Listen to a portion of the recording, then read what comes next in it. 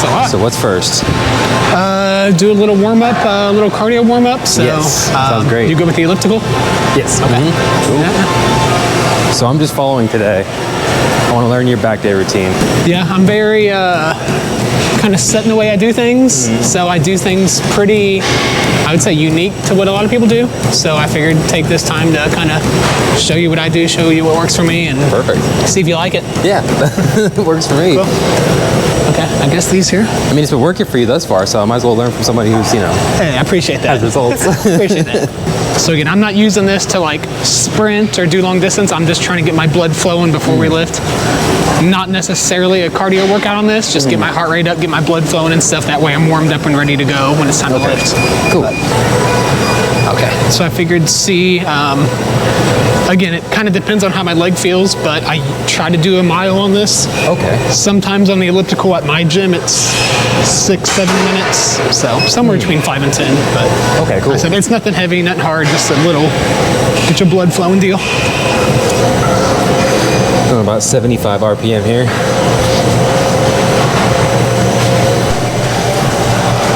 Okay, so we're about halfway. How you feeling? Good. This is a little bit different than the machine I usually use, but same thing, just getting our body moving and stuff. This is good. Yeah, I feel my heart, like, maybe not my heart, but I feel like the sweat being worked up, which is good. I think it helps so much to have that blood moving and have your body warmed up and loosen up before you just start putting a bunch of weight on it. I think you just perform better, and I think it's safer for your body, I think. I think you're right. Another minute and a half, 2 minutes on this. I think we'll be properly warmed up. Yeah. We'll check back here in a minute. That's my first time ever using that machine. It's cool. It's definitely like a leg workout. Yeah. I got like a calf, or not a calf, a quad pump right now. That's where it's difficult since I've had this leg injury, like trying to find cardio stuff I can do that doesn't mess up my leg too. So it's a battle. But yeah, especially if you just be smooth with it. Again, we're not in a full sprint, so if you can just kind of be smooth and chill with it works all right. Yeah, notice that like there's no impact. Yeah, It's all just exactly. smooth. Yeah, that's why I've never. I mean, in college a little bit, but like that's why I don't run. Like running is, in my opinion, it's so bad on your joints, all that impact and stuff. That's why I think this or cycling is so much better. You know, not BMX, obviously that beats you up, but mountain biking, road biking, whatever is so much better than jogging just because it is so much smoother on your body and your joints and stuff. So. Oh shoot! I didn't even see all that back there. Oh yes, yeah. So yeah, there's machines that go like back there, and then all this stuff. Let's just do a walkthrough back there just so I can see what machines they have. Like I said, I probably won't want to use any machines because I'm very particular, but see what they got. Cool. We can kind of go over my plan on everything. So what's your thought process? Like, what are you kind of scoping out? This will be a whole rant, but I did want to go over with you. The way I see it, I'm here to try to build my body, to try to build muscle. I'm not here just to move weight. I'm not a power lifter. I don't care about how much weight I can move. The way I see it, say if you were to group that into two between like a bodybuilder and a power lifter. Power lifters lift things in a straight line. So if you think about bench press, that's going in a straight line. Squat, straight line. Deadlift, whatever. A muscle doesn't work in a straight line. The way I see it, a muscle moves like a body part around the joint. So biceps, for example. So your bicep, all it does is it moves this part of your arm and it pivots around your elbow there. That's all your biceps do. Kind of, your quads, pivot point is your knee, it just does that. Hamstrings do the opposite.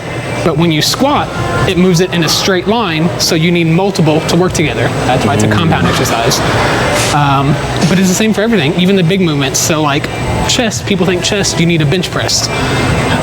Obviously it works your chest, but in my eyes, not ideally, not the most efficient.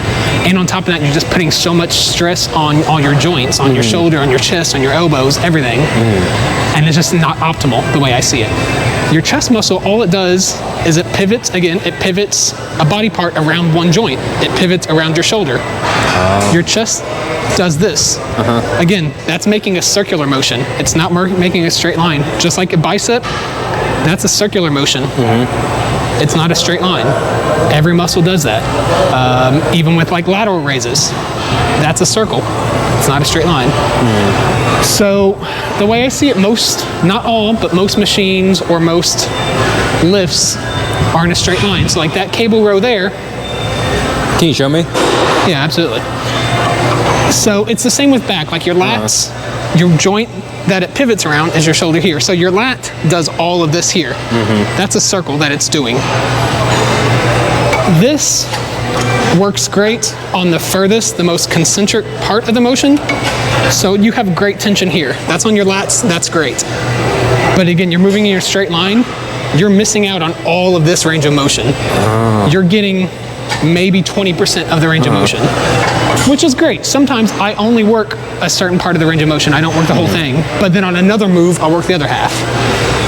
So this has its place. You just have to realize you're missing out on a lot of it. You're not really getting much of a stretch there either. Exactly.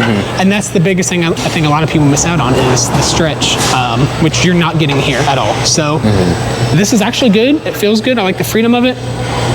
If you just want to work on that bottom part of the motion. Some machines limit you on that to where you don't get the full thing, but sometimes they're better. So like this, I assume, is a bicep machine. So again, say if we're doing preacher curls like this with a dumbbell, you're getting great tension right here. But once you get up to this half of the motion, all that weight is on your forearm and there's no tension on your bicep. So if you're doing cable curl or if you're doing preacher curls like this with a dumbbell, you're getting nothing here. You're only getting tension here. This is where the machine is good, because on this, because this works in a circle, you get tension on the whole thing. Again, because the machine is going in a circle rather than a straight line. So I guess long story short, the way I see it, muscles work in a circle, so I'm trying to find either a machine that does the same, or I go to a cable and I just adjust my body to be able to do that, which we'll probably start out with. Cool. Yeah, I'm really glad you shared that with us, because I'm glad to see you inside your mind, how you look at things. Yeah, For that kind of circular movement, because I actually never really put two and two together like that. Yeah. Have to see how this feels and see if it works, because obviously, like I told you, I've never lifted here before, but we'll give this a shot and see.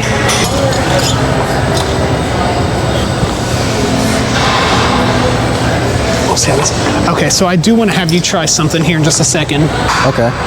And see, this may be something you know, maybe this is new to you, I don't know. But again, how I said my whole game plan is to get everything else out of it. Most people on these cable rows, they get to failure because their biceps give out, because their forearms give out, their grip strength, their rhomboids, whatever. Not because their lats give out. So my plan, eliminate all that. So that's partially why I use the lifting straps, just to bypass that. Also, it just helps me connect with it better. But I don't go heavy. So a lot of people only use lifting straps when they go real heavy. I don't. I go moderate weight on everything, but I still use them because it just helps me connect with that muscle. A lot of people do these rows, they might be up here. My whole game plan with all this is keep your forearm here in line with the cable. So if you notice my forearm is steeper than the cable's angle, that means my bicep's working. Right now where I'm at, my lat, I don't really feel anything. My bicep is engaged. If I move this forearm down to match the angle of the cable, right about there, my bicep, you know how loose that is? There's no tension in my bicep there. It's all right there on my lat. So that's what I want. So the whole range of motion, forearm, cable is in line, no tension on my bicep. That's all right here. I've never heard that before. Boom, right there. So you keep it low. None of this pulling up, none of this. Are you able to bring it back far enough to squeeze that lat? Oh yeah, which you don't want to go any more than this anyways. A lot of people will come back here. That takes it out of my lat here. Once you go past your body, that jumps it into your rear delt. Oh, okay. Which, it's great to work your rear delt, but that's separate. That's not what we're doing right now. A lot of people argue, oh no, forget the lifting straps, work on your grip strength. That's not what I'm doing right now. I'll work on my grip strength later. Right now I'm doing lats. So I'm gonna take my bicep out of it, take everything out of it, get this lat. You only need to go as far back as there. and down there. Pull back kind of like with your arm up a little bit where your arm is greater than 90 degrees. Okay. First one. You should feel that all right there on your bicep. Yeah. And now slowly just move that hand down to where your arm's only about 90 degrees. Okay, so, yep, I feel it. Yeah, it feels like a wall. I get to stop right there. Yeah, that's because that's all you need. So I also, when I think of this to help feel it there, I almost think of drive my elbow down almost to my hips. Okay. You know, you don't want to think pull that elbow back. I almost think elbow down towards my hips. You want that shoulder down. You don't want to be like shrugged up when you're pulling or anything. You want that shoulder, down and compressed. Elbow down towards the hips. Yeah, I've had a hard time with rows like this, and this completely makes sense. Yeah. So range of motion wise, how far do you go? Like, I've heard you don't you don't go this far. Like you just, so this is where I do things different than most people. Okay. How we kind of talked about back there, how this only hits the bottom, maybe 50% at most of the range of motion. We're missing out on the complete top of it. oh, I see. So if you want to switch here, I'll show you what I do on these, just so I can show you. But if you do it right, you can still feel it with 10 I pounds, absolutely still if you feel that, can. yeah. We're missing out on that top range of motion. So what I like to do, I like to come back here, kneel down. So you have this, that's where we're at when we're sitting. Same thing, you have that great. But typically you come back, that's all the extension you get. What I like to do is hinge at my hips, kind of like a deadlift. And when I do that, that stretches out. That muscle is completely stretched now. And now when I want to contract, I go shoulders and elbows down. And that's all right there. You can see my bicep is so loose, there's nothing on it, because all that tension is right here on the lat where we want it. Forearm is in line with the cable, and your elbow's loose. There should be no tension on this, because I'm not fighting it down, I'm not fighting it up. It's loose, it's just in line. It's basically like this is connected to your elbow, or to your elbow, rather than to your hand. That is so cool. That's just an extension of it. Keep it on the lat, stretch out, get a good stretch, and then there. And now I'm not using this upward motion to make it come up. I'm not using this to help move the weight. I'm only using this to pivot to keep the tension on that lat. That's why I go down kind of, when I come up, it's slow and gradual. Still, this is what's moving. And then as you come out, I want to hinge in your hips. Yep, we don't want to round your back. The back stays straight. It's just a hinge. Yep, it's just a hinge there. Okay. You'll get a good stretch. All that muscle should be stretched out. I feel like I'm... You'll have a little bit of that, sure. But when we're out and stretched, even if that shoulder goes up, that's fine. Okay. When you think of... Yeah, There when it you is. think... There it is. When you think of, all right, it's time to go up, your initial movement should be from here. Your initial movement should be like kind of one of those. It should be all boom.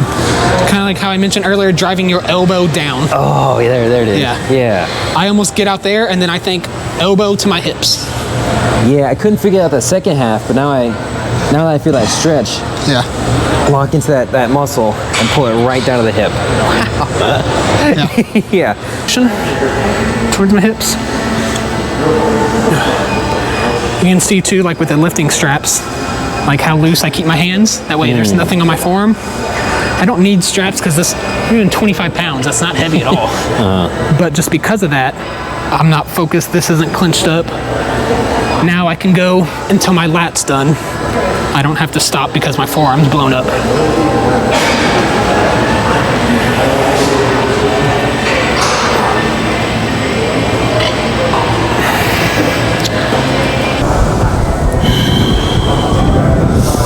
Good stretch there, stretching that lat muscle out, elbow down.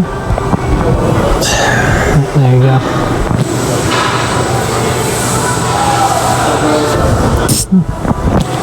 There you go, right there, perfect. So you're shooting to like failure? Yeah, I go first set, maybe not completely, but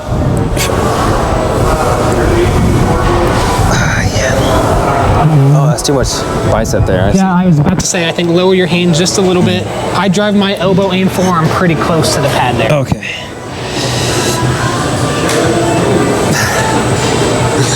I think you felt that one.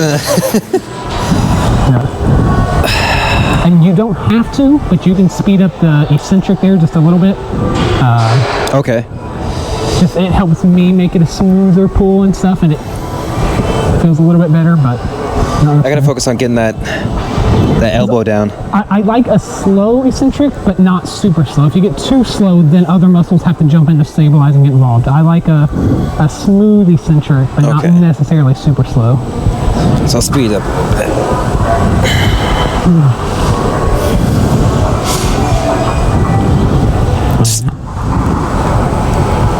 Too much bicep. I feel that. That's gonna take a while to unlearn that. Yeah. I don't even know what I went to, but I feel it though for sure. Okay, back good. there. Can you get that other one real quick? Oh yeah. Thank you. Oh, that's a new feeling. Like it's not like down here. It's like just really. It's almost like the. Yeah, it does feel really good. Like right there. I think with lat pull downs, I think you feel it more kind of up top and bring it down. But with this, I'm feeling it right in that this kind of chunky area right there in the middle of the lat. And I would so we didn't mention this, but a lot of people will do kind of like rows on like the lat pull down here. Oh yeah, yeah. They'll put on the single thing and do rows here. That's the exact opposite of.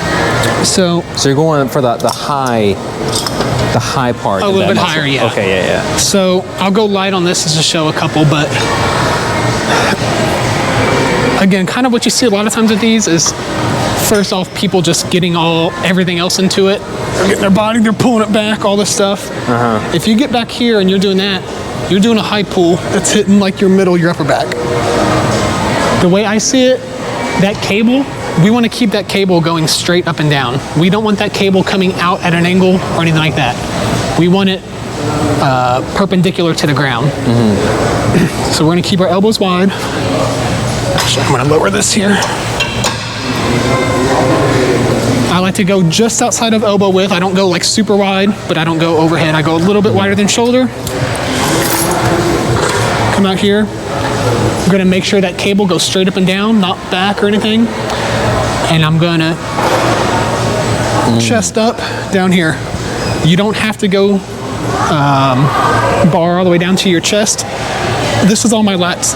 The muscle we're trying to hit. That's all they do. Anything extra is bicep, it's momentum, it's other stuff. I go as far as I can with the muscle. The way I think about doing these is drive my elbow to the ground. That's all I think about. Elbow to the ground, chest up. Get a good stretch. Elbows to the ground, chest up.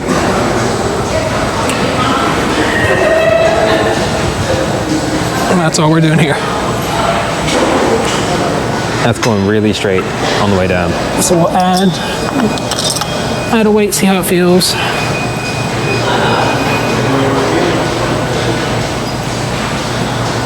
Basically, this is how I do pull-ups, and so I'm just mimicking a pull-up. With pull-ups, if you do them properly, strict, you're not doing 10, 20 pull-ups. I've been doing this forever. I feel like my back's all right. I've done a lot of pull-ups. Still, right now, if I do pull-ups as a working set, 8 absolute max. Oftentimes it's sets of 5. That's it. But that's because I'm doing them properly. I'm not doing them with my biceps. I'm not doing them with momentum. I'm just working my back. And 5 or 6 is plenty for that. But I'm gonna get as much of a stretch as I can. And then I'm just gonna drive my elbows down to the ground.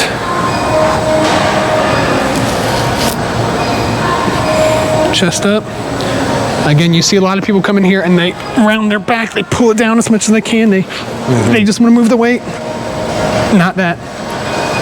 That's what we want. What? Boom. Look how strict that is. It's calm, it's controlled. Sometimes I like to pause at the top, maybe take a little bounce to get a little extra stretch.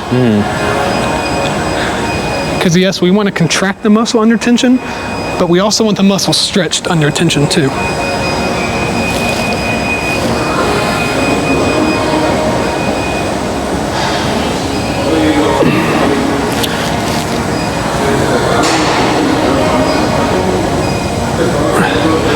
also try to make sure my forearms are also perpendicular to the ground. So they're kind of in line with the cable. So I don't let my forearms go where they're at an angle, inward or outward. If you notice down here, my forearms are straight up and down.